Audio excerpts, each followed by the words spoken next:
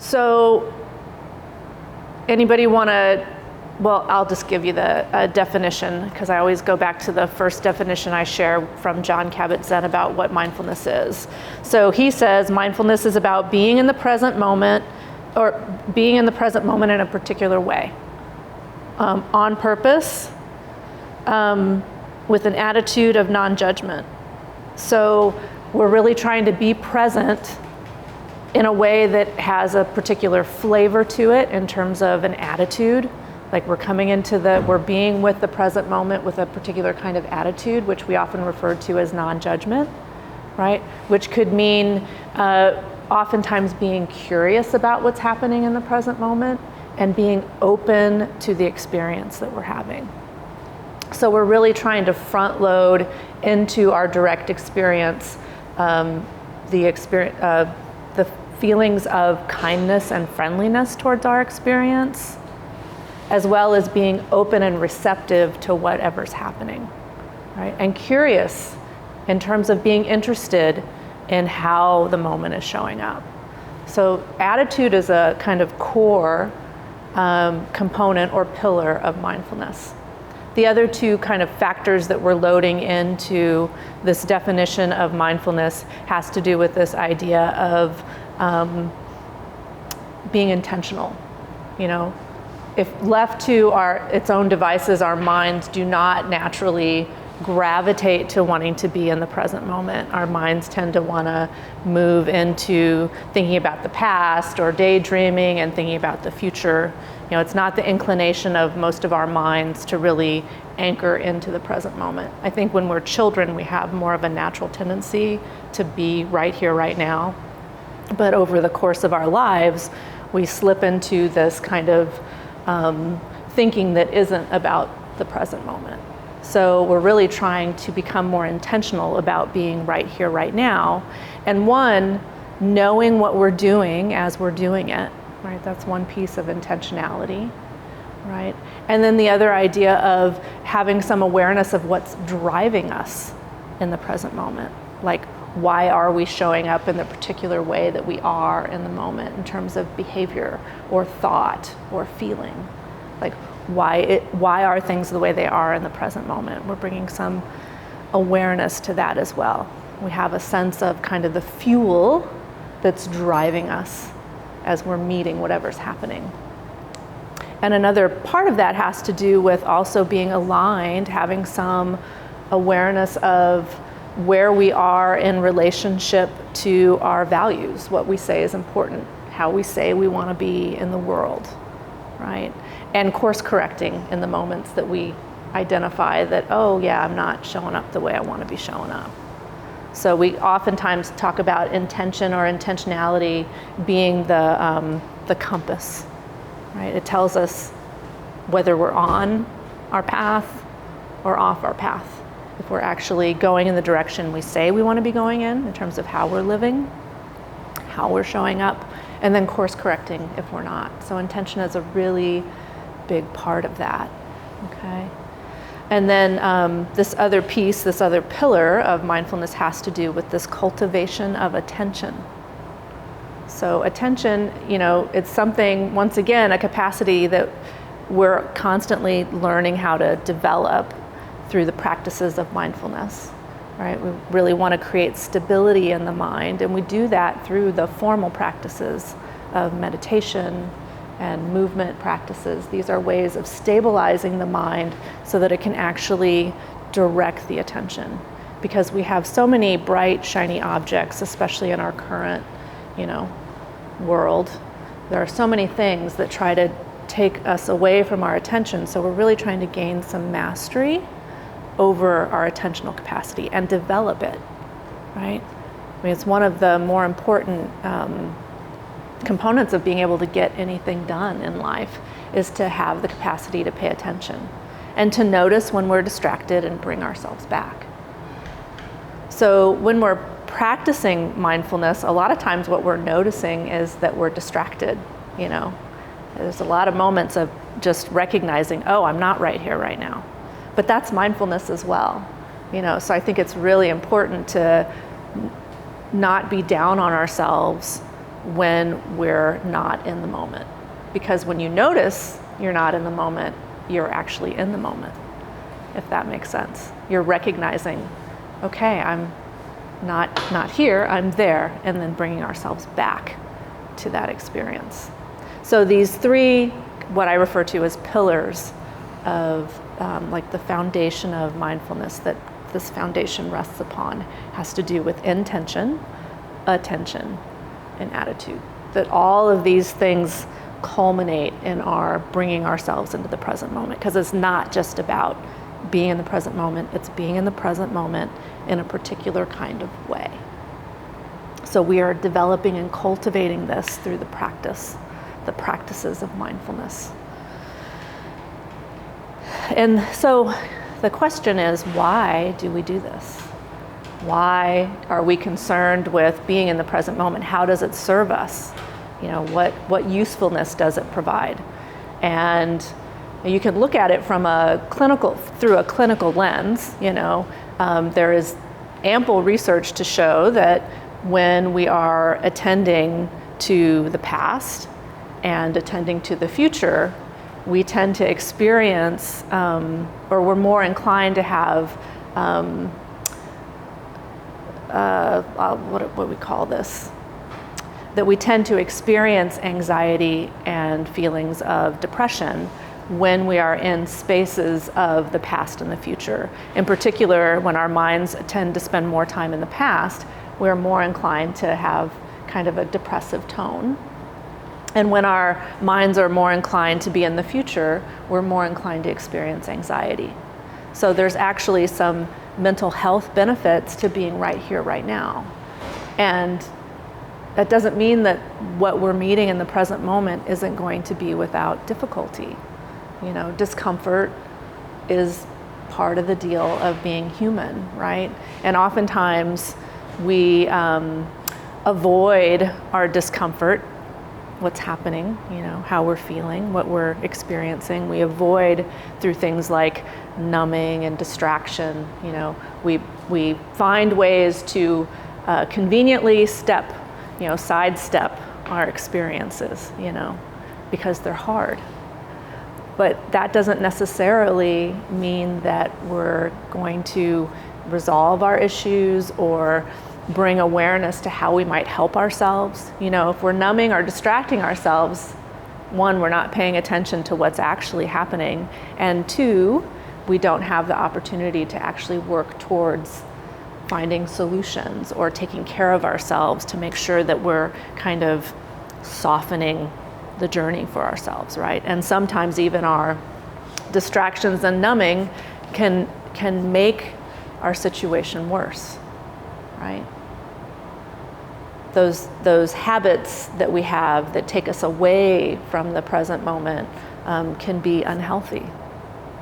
They may serve us as a coping strategy in the short term, but they may not be a coping strategy that serves us in the long term and in terms of helping us to resolve whatever it is that's here right now, right? So mindfulness is really about being with the moment even when it's uncomfortable. To meet every moment of our lives because it's important, because our lives matter, you know, and they need our attention. You know, so often, you know, many of us might have stories about like waiting for somebody else to fix it for us, you know, like I wish somebody else would take care of this. But the work is ours individually. We all are responsible for our own lives. You know, and taking care of ourselves. That's our work to do. Nobody's going to save us. So people can support us, but the work is ours to do. So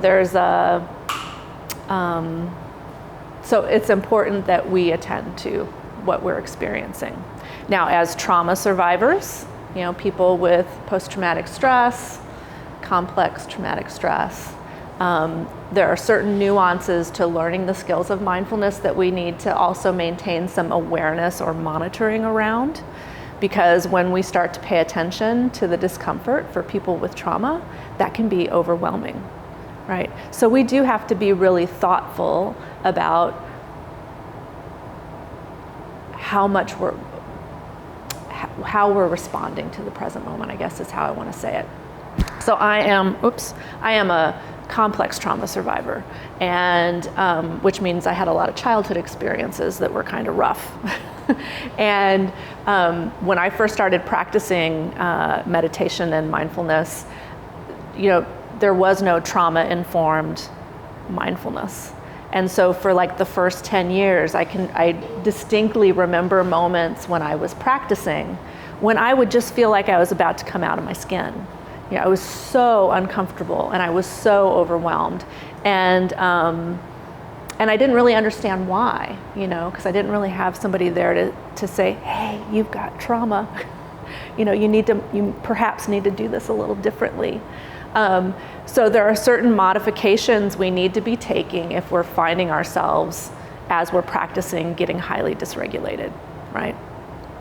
So if we are consistently moving into a fight or flight response that we can't decelerate from when we're practicing, or moving into freeze, fight, flight, freeze. If you're noticing the nervous system is overactivated and you're not able to bring it back down, like if 1 or 2 hours after you do your meditation, you're still jacked up, then you need to perhaps start thinking about how you can modify your practice. So whether we're practicing today or you're practicing on your own at home, it's really important in the midst of cultivating this present moment awareness that you're also monitoring your nervous system to make sure that you're safe. Doesn't mean you're not going to experience moments of discomfort, but is the discomfort too much? And if you'll remember, and perhaps I should do this, share this, the circles of learning. Were you expecting me to sit here and be still? That ain't gonna happen. But do you guys remember the circles of learning? We talked about this. So here is comfort, right? Here's the known, right? This is what we know. This is like when you're doing something that you're familiar with. This is where our habits are. We're in the comfort zone when we're in our habits, doing things that we've done a million times. They're familiar, they feel, we could do them with our eyes closed. And this is often the place where we go into autopilot, right?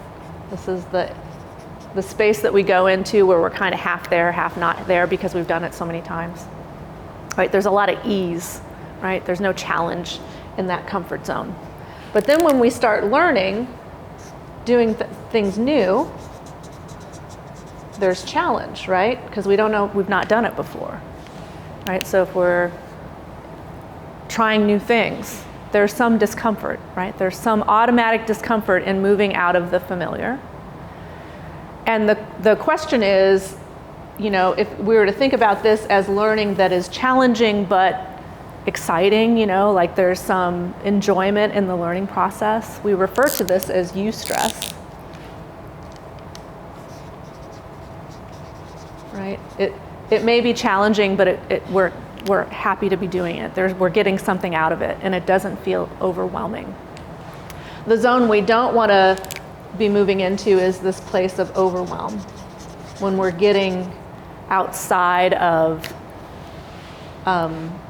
this space of eustress. So overwhelming feelings might be that fight, flight, or freeze response that we're not able to kind of ratchet down.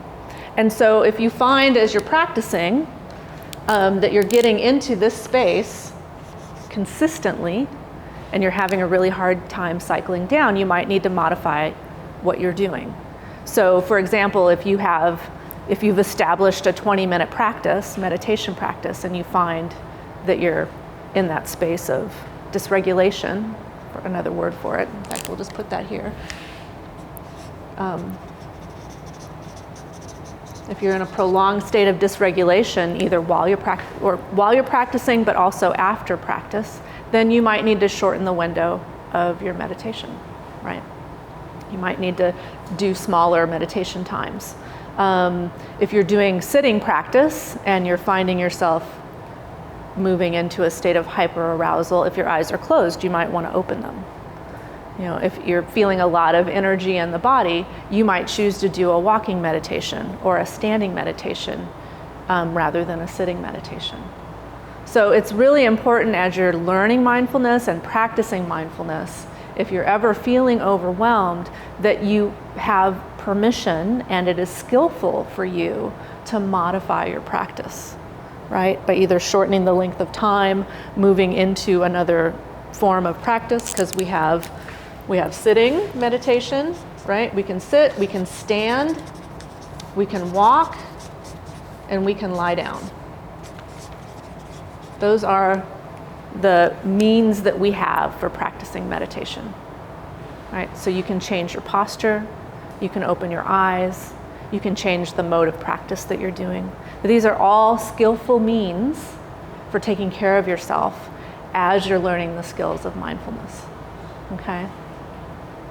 Because when we're starting to bring awareness to what's happening in our bodies, hearts, and minds, if we got a lot of stuff that we're trying to kind of clear out and deal with, actually I like to refer to it as integrate. If we're integrating a lot of experience, it's kind of like, what do they call the pots that sit on the stove that you can with? What's that? When you're canning food and you have that pot a pressure cooker, there we go, a pressure cooker. You might think of all of those experiences as sitting in a pressure cooker. And, the pressure cooker holds in the steam to accelerate the heating process, right? It makes things hotter. And, if too much pressure shows up and the lid's not on right, the top will come off. It blows, right? And so one of the things you can do is, you can let the steam off. You can think of these adjustments as letting off the steam. Because when we have a lot of stuff in our pressure cooker, we don't want to turn up the heat too high. I hope that makes sense. And we might need to do things to let off some of that steam. Okay? So that means making adjustments and modifications to practice as you learn, so that you're not overwhelmed. And these are skillful things to do. Okay. The other why, and I found this quote this morning from Tara Brach, and I was like, okay, well, I'm going to integrate this into this conversation. The other why has to do with how we're relating to life. What mindfulness does for us is help us to understand how we are relating to our lives. And this quote, it's so simple. Should, the word should is an argument with reality. Should is an argument with reality. So think about this. Whenever you're in a space of shoulding on yourself, someone else, a situation, you're in a fight, a battle with life, as it is, right? You're duking it out with reality, because the reality is right in front of you. And our shoulds, our statements of the way things should be in regard to whatever, are our inability to meet life as it is. I'll give you an example. And these are small ones. We have small shoulds and we have big shoulds. I'll just share a couple just on my way up here, just on my drive up here this morning. I had a couple really good shoulds. And this is what the mindfulness really helps us to see, is the shoulding. We see where we should, right? So I was recognizing that I was a few minutes behind schedule, which is an ongoing issue for me. Although Mike will say I'm always on time. But according to my clock, I'm always running a few minutes late. So I'm rushing out the door. And in my home, we have 2 cars. And I got in the first car that was in the driveway, because of course it was the first one that could leave. And as I was getting into my car, I'm like, watch, this car is going to be out of gas. It's not going to have enough gas in the tank, because it's a little bit of a haul for me to get here. And sure enough, turned it on, and it had like just a little line of gas left in it. And my mind just went nuts. It's like because my husband was the last one to drive the car. It's like, of course, when you know I've got something to do first thing in the morning, and you come home at whatever time last night, the least you could have done was put some damn gas in the tank. Like I just had a whole story going. And I could hear it. I mean, I could see it. I could feel it in my body. I noticed the anger, like it just rose right up. And it had already started before I even turned on the car.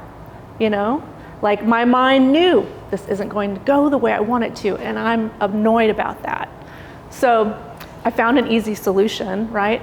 Okay, girl, take that car, put it out on the street, and go check the next car. And that car had enough gas to get me here. So it's like solution solved, but like watching all that agitation and that story show up, it's like, my God, like really you could have just, parked the car and gotten the next car and not had that whole kind of flailing moment, right? And then I'm driving here, and it's, it's about 45 minutes for me to get here. And so I like to listen to my radio. And I am old school, like I don't have a Spotify account, which I probably should because I'm so particular about my music. But the radio stations, all my radio stations weren't playing music I wanted to hear. And I found myself getting really pissed about that. It's like, come on, man, I got this long drive. I'd really love to listen to some songs that really like make me feel good. I want to hear some music I want to hear. And none of the radio stations were, and I, once again, watch this agitation just percolate to the surface, and it's just like, wow, okay, this is why I practice, right? That's a small shoulding, right? Those radio stations should play the music I want to hear all the time when I'm in my car listening to the radio. Like, what a demand, My husband should know if I'm leaving early in the morning. He should know to put gas in the tank. And don't, you should be thoughtful like that. It's like, these are the stories we tell ourselves that go on inside our minds in very small ways, and sometimes in very large ways, like in larger situations. But those are two like micro experiences.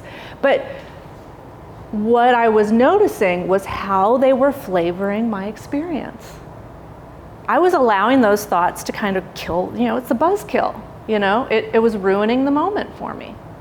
Rather than just being with the reality of the fact that the radio station wasn't playing what I wanted to hear, and that I had to actually move a car to get to another car, like, woe is me, just watching this mind, I mean, honestly, like a spoiled child, like a spoiled child. And I've been practicing for 30 years, so I just want to I want to normalize all these little moments, but how do they flavor our lives? How do these little moments flavor our lives when we don't even notice they're there? So I had a young woman, I was teaching I do my own little community practice once a month, and a young woman showed up, and she had done the MBSR training with me 2 or 3 years ago, had not seen her since. Sometimes people do the class and you don't see them for long periods of time, but inevitably they trickle in. And I was asking people to kind of monitor, like, what was alive in the moment. We were doing some meditation, and she said after the meditation, she's like, I was so aware when you asked me to lean into what I was experiencing, how anxious I was. I was horribly anxious coming into here today to be with this group, because it was her first time coming into this group. And she's like, I was so anxious. And she was like, I wasn't even aware of it until you asked me to pay attention to it. And so how do these moments of anger, anxiety, how do all these moments end up influencing how we're showing up and how we're relating, right? How do our emotions within our body influence our behaviors, what we say, how we see life, how we relate to life? I mean, that's one of the reasons that we practice. That's why we're practicing. And so mindfulness is really mind training. so many of the practices that I teach come from the spiritual practice of Buddhism, right? I mean, that's where a lot of the mindfulness practices come from. And, the Buddha, the historical Buddha, did not set out to start a religion, right? You would probably see him more today as like a mental health facilitator. Like what he was interested in was like minimizing or eliminating suffering. He saw the suffering in the world, and he wanted to find a way for people to eliminate their own suffering. That suffering is a part of life, but there are practices that we can learn to minimize and potentially eliminate suffering, right? So mindfulness is really about understanding the nature of our minds. And oftentimes it's our suffering that leads us to these trainings, right? There's this quote by Yonggi Mingyur Rinpoche. He says, ultimately, happiness comes down to choosing between the discomfort of becoming aware of your mental afflictions and the discomfort of being ruled by them. I'll say it again. Ultimately, happiness comes down to choosing between the discomfort of becoming aware of your mental afflictions and the discomfort of being ruled by them.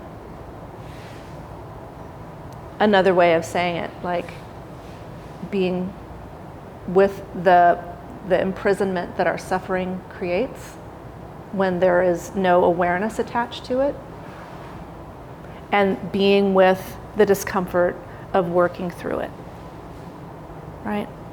Being present with it and working with it.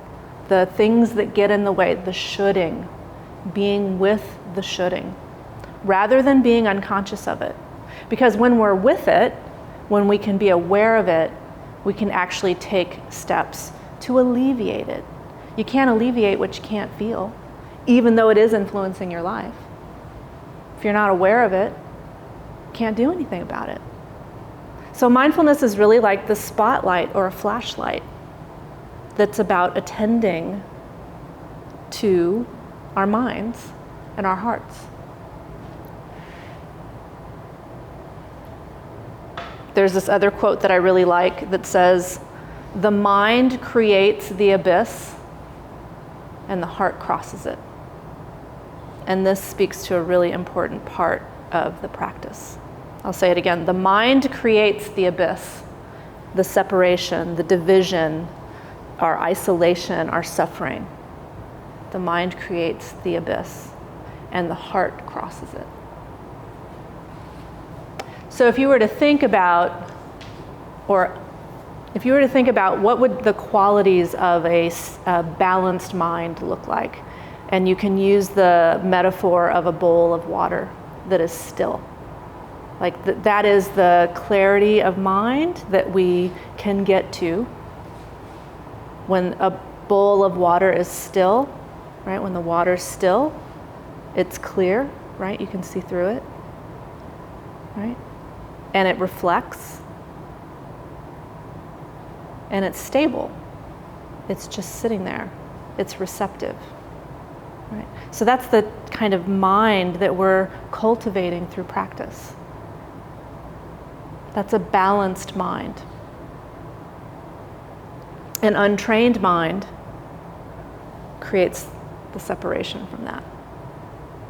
And the heart, meaning, as I interpret it, I'll say this is my interpretation, but I think it's close to being true, that it is out of care and concern that we do the work.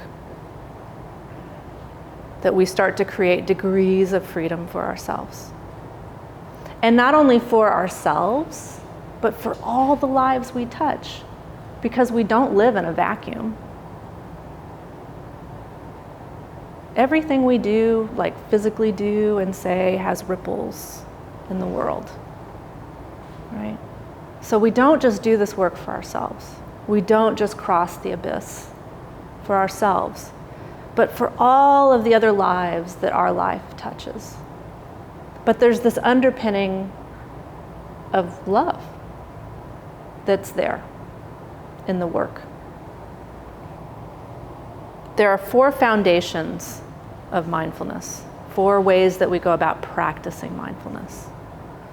And some of them you get some access to in the Warriors Ascent training, but it is an evolution of practice, and because you have to create stability first before you can really endeavor with some of the practices. But the first foundation of mindfulness is mindfulness of the body.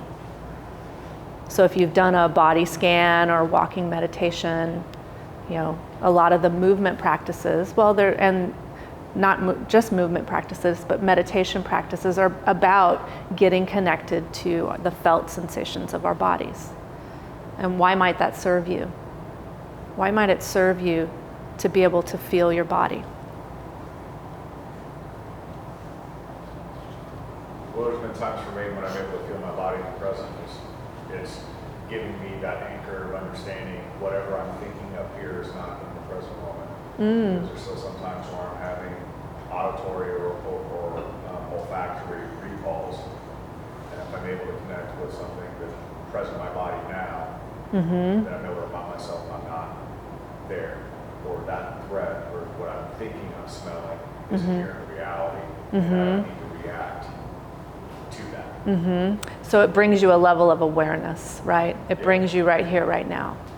So when you're feeling something on a sensory level in your body, you're in the present moment, right? Like if you can feel your hands touching each other, you're in the moment.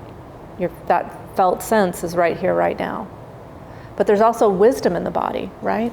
There's wisdom when you think about when you notice anger in your body or sadness in your body. Like there are felt sensations that connect us to how we're relating to the present moment, right? So like, for example, when I'm in that stressful, anxious state, I might notice tension in my jaw or my shoulders being really tight. Like my body tells me things. It tells me what's happening out there, sensory, right? The sensory experience we're having out there, but also the sensory experience we're having internally, the visceral experience. So having awareness of our body is really important to developing this quality of attention so that we can start to work with what's happening. We can't know what's happening if we can't feel it, if we can't experience it. It's really hard to know what's happening. So we're bringing the first foundation of mindfulness is really about embodying, being with our bodies, feeling into our bodies, right? Noticing the sensations in our bodies. And then the second foundation has to do with mindfulness of feeling. And what we mean by feeling is just noticing how we're relating. It's this very simple way of relating to the present moment. Oftentimes, what is your typical response when you're enjoying a moment, when you're having a pleasant experience? Okay. Do you typically want that pleasant moment to end? No. Do they end?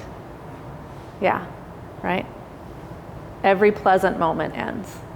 And our tendency as human beings are to want to hold on. When we like the way things are going, we tend to want to really hold on to them tightly, right? But everything is constantly changing. What happens when a moment is uncomfortable? What is our tendency as human beings? Sometimes I get a sense of my stomach, like physically. You get like physically. And there's this pushing away, right? There's resistance. That's the shoulding, right? We push it away. This is too hard. I don't want to feel this. It's uncomfortable. So we tend to cling to what we want, and we tend to push away what we don't want. And then what happens when things are neither pleasant nor unpleasant? What's that like, to be in a neutral state? Do you notice when you're in a neutral state? Oftentimes when we move into a neutral state is when our minds start to move into daydreaming and trying to figure out something that we need to do, It's like we have a really hard time just being okay, just being okay, just being in a neutral place, that we tend to want to move into other states when we're in the space of just neutralness. So that's the second foundation, is simply noticing these feeling tones of pleasantness, unpleasantness, and neutrality. And they can be really informative of how we're relating to the present moment, because they will oftentimes tell us whether we're pushing away or trying to hold on, or just in this place of like numbness, neutralness, and what we do in response to those feelings.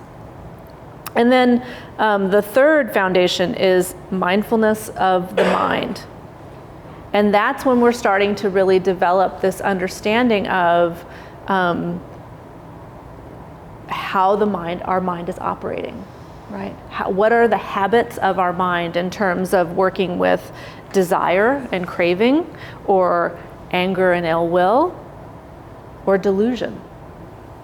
You know, when we fool ourselves into things, when we're not really operating in the real world.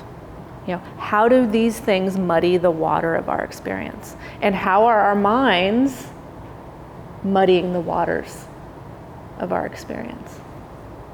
And then finally, the fourth foundation is mindfulness of what they refer to as the Dharma, which is just being with the conditions that make all of these things arise.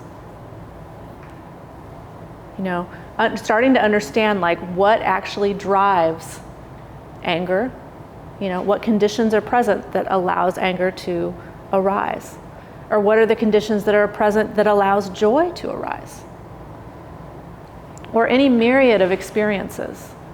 You know, there are conditions at play that are involved in all of those experiences, all of our experiences. They don't just come out of nowhere, right? They're usually in response to something.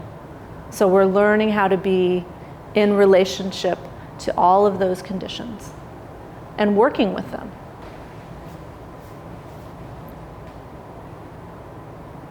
So how we work with them is, if you'll remember from the training, how we work with anything in terms of the cultivation of awareness is that triangle of awareness, right? We have thought, we have the body, and thought here also includes actually emotion. And down here we have feeling tone. These are our four foundations right here. And these are the things that we can tap into to have a sense of how we're relating to the present moment. Any questions about any of this? There's a lot here, but do keep in mind that like these are, you know, we learn these things through practice. It's not that we get on a cushion and necessarily have the capacity to do all of this at once. You know, this is skill building. So we're practicing over time to have more awareness of all of these qualities of the mind.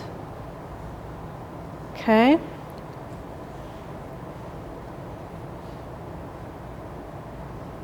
So,